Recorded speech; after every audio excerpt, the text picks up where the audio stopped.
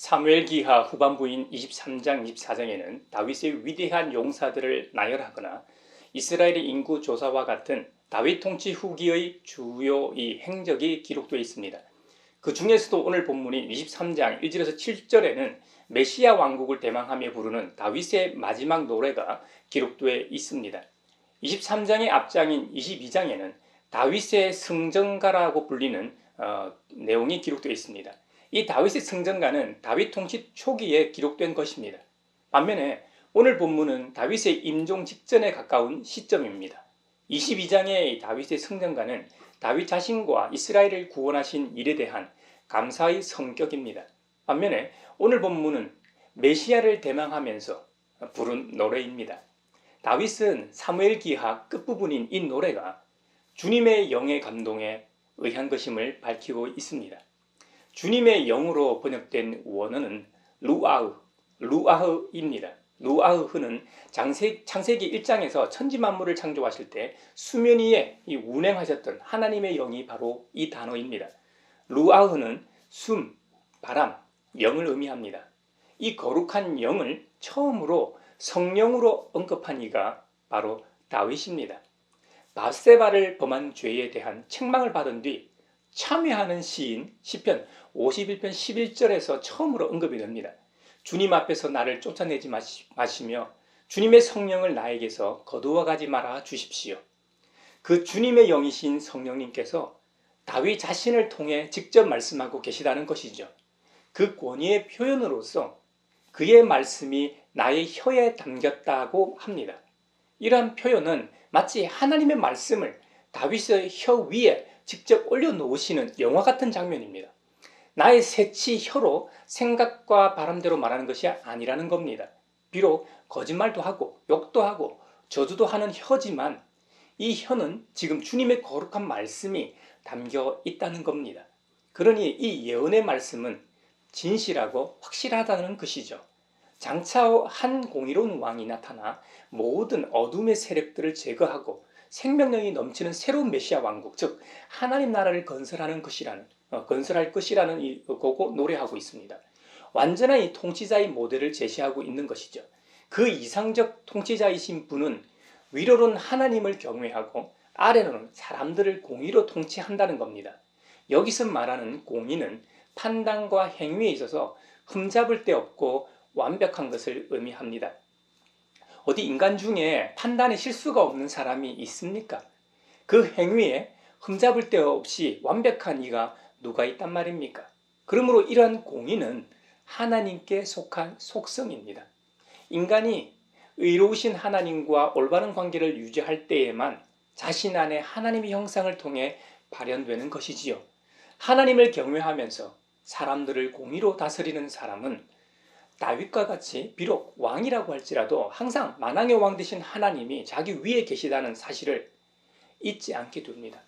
이 왕은 하나님을 경외하지 않고 자기 소견에 옳은 대로 행하는 세상 왕들과는 다릅니다.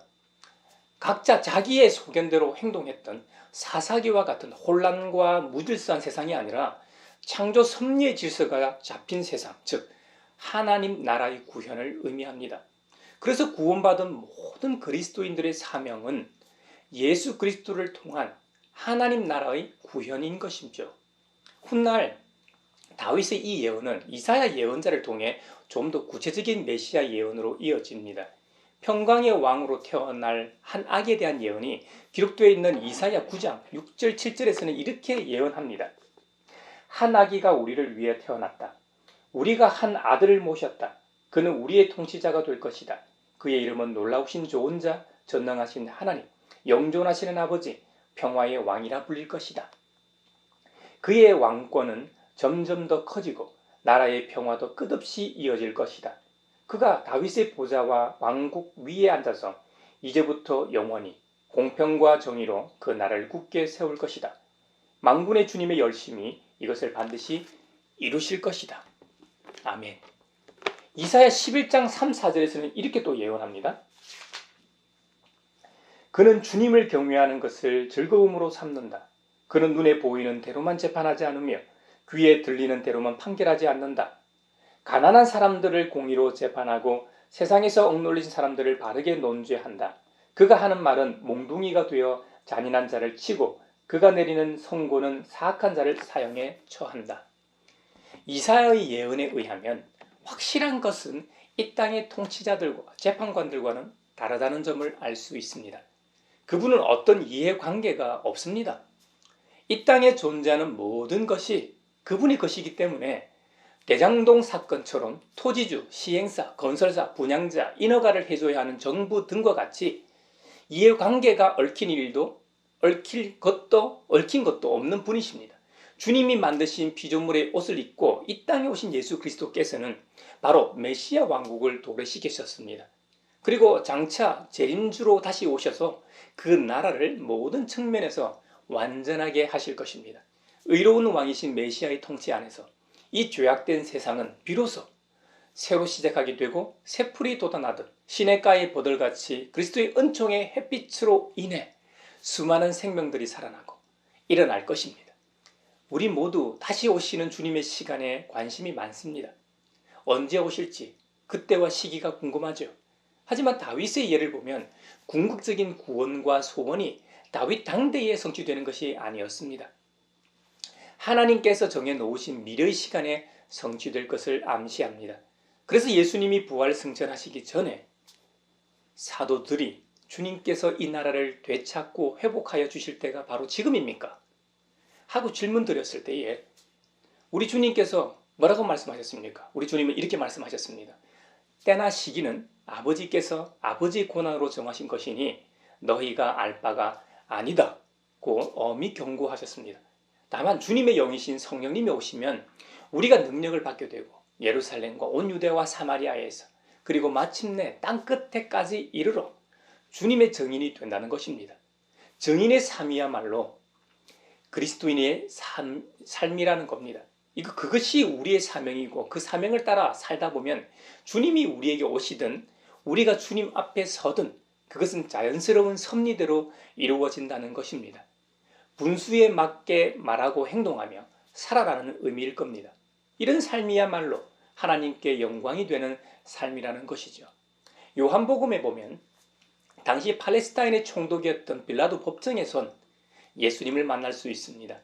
비록 빌라도 법정이긴 했지만 당시 이스라엘은 로마의 식민지였습니다.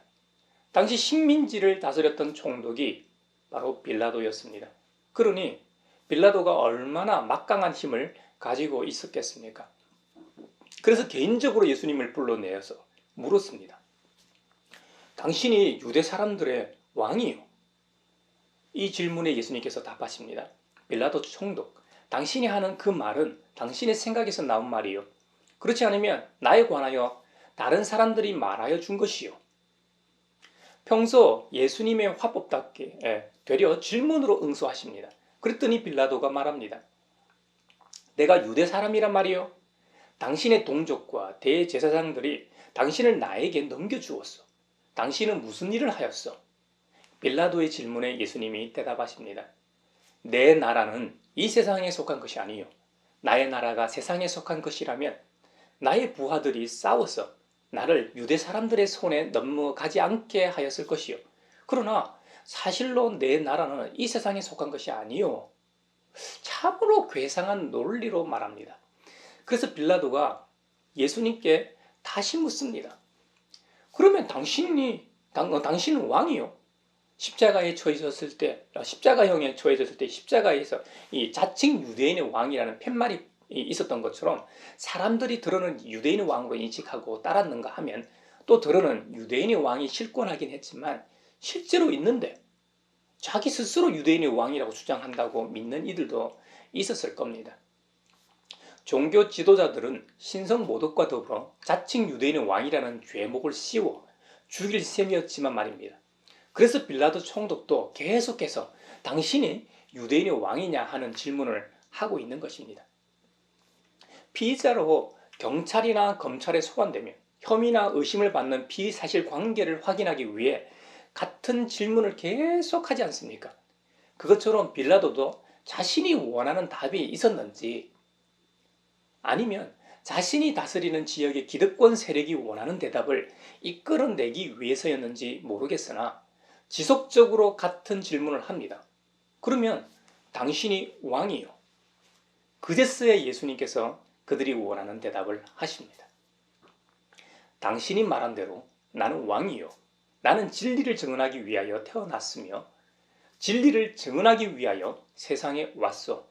진리에 속한 사람은 누구나 내가 하는 말을 듣소.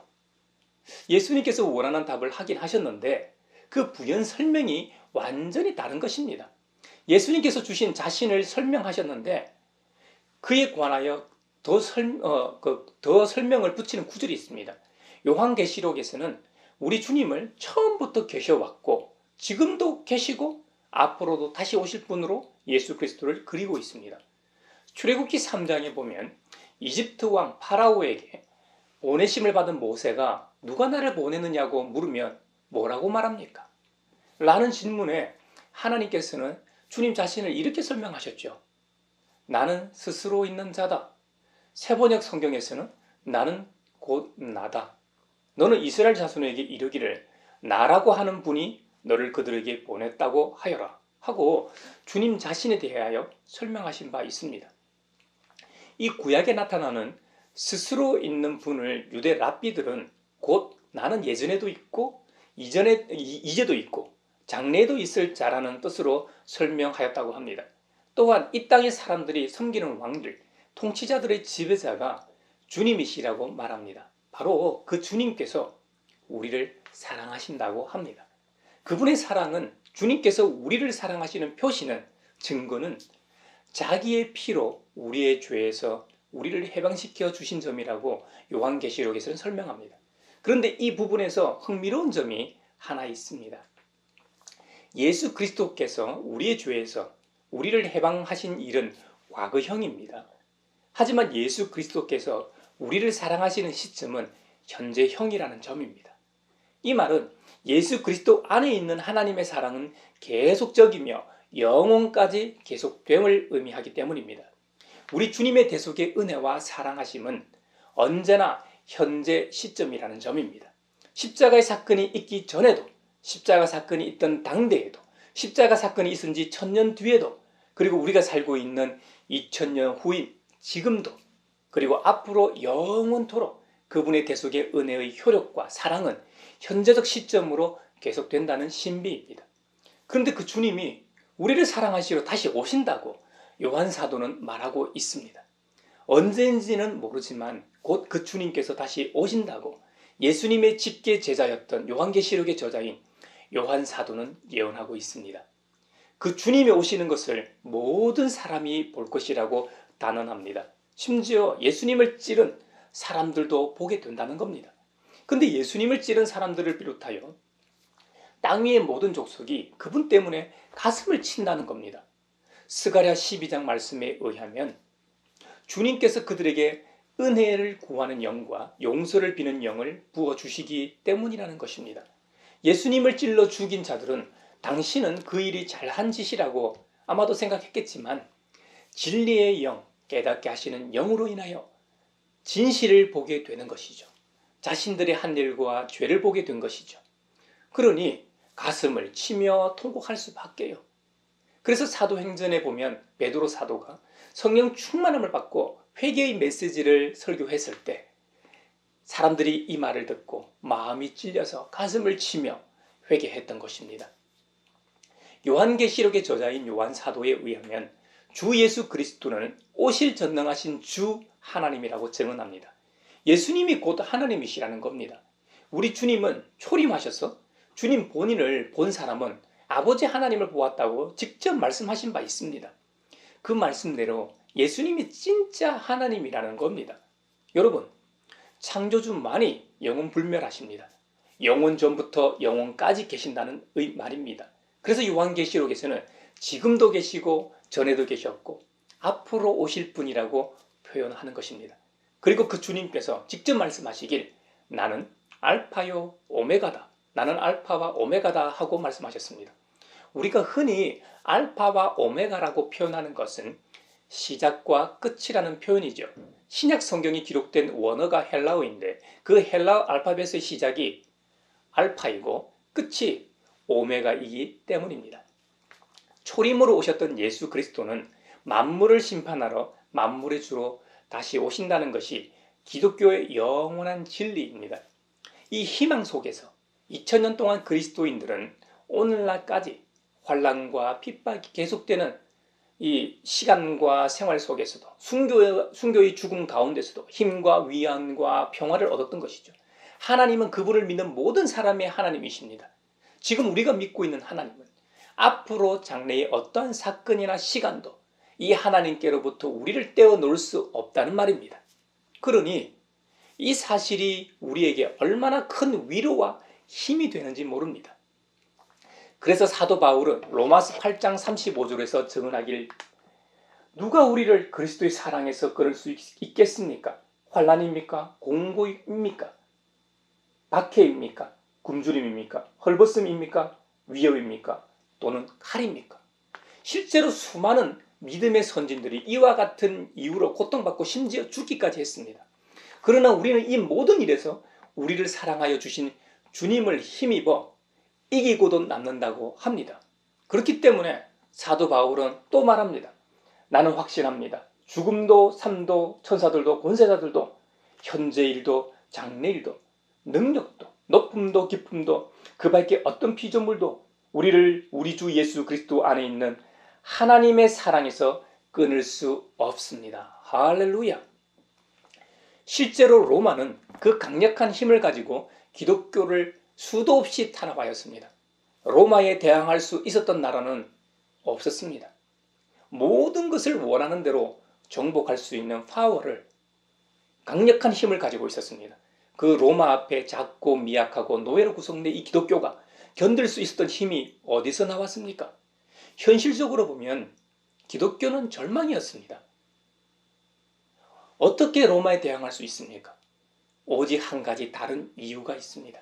바로 전능하신 하나님, 창조주로서 모든 것의 판권과 저작권을 가지고 계신 하나님, 모든 것의 권리와 권한을 가지고 계시다는 의미이죠. 누구든지 이와 같이 하나님의 손 안에 있다면 그 사람은 가장 안전하다는 의미가 되겠죠. 그 누구도 하나님의 손 안에 있는 우리를 빼앗아 갈 수 없습니다. 기독교의 배후에 진짜 전능하신 하나님이 계시다면 교회가 주님께 충성하는 한 아무것도 그 어떤 것도 이 교회를 넘어지게 할 수 없습니다. 로마는 교회를 파괴하고 씨를 말리려고 했지만 결국 어떻게 됐습니까? 로마는 기독교를 공인하게 되지 않습니까? 저와 여러분에게도 우리 주 예수 그리스도 안에 있는 하나님의 사랑에 대한 이런 확신과 믿음이 있기를 바랍니다. 우리가 이 세상을 살아가는 동안 그 어떤 것도 주 예수 그리스도 안에 있는 하나님의 사랑에서 끊을 수 없음을 기억합시다. 메시아로 오신 주님께서 재림주로 다시 오신다는 이 사실이 우리에게 희소식이 되는 이유가 여기에 있습니다. 다음 주부터 우리는 2021년도 대림절을 시작하여 성탄절을 맞이하게 됩니다. 이 은총의 절기 동안 우리의 믿음을 반추하며 다시 오실 주님을 기대하며 주님 말씀대로 살아내는 우리 모두가 되길 바랍니다.